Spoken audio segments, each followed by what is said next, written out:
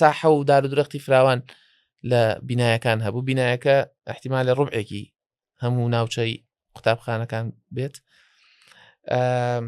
تەنانەت لە ناقزدە هی سارد ناقزدە و 15 تەمان بەپێی پلانی حکوومەت شتێک هەبوو کە لەوە سارتر ئیتر مەکتەب نەدەبوو، بەڵام ناقزدە و 15 منداڵ هەر دەڕۆی دەشیان بردە ناو بەفرەکەش هەر دەبواە بچنە دەرەوە بۆی فێری ئەو سەرماوەکە دەبێت لە ڕابێن. و یعنی ئەمە جاجە دەماندید منداڵە و چ میلات بەخۆ داهاتە خوارێ گوێ نادێت دەبێت یاری خۆی بکە، بەڵام تای هەبوایە بە هیچ شوێک نەدەبا بێت مەکتەب تای هەبێت ئەوی دی هیچ مشکلە نییە.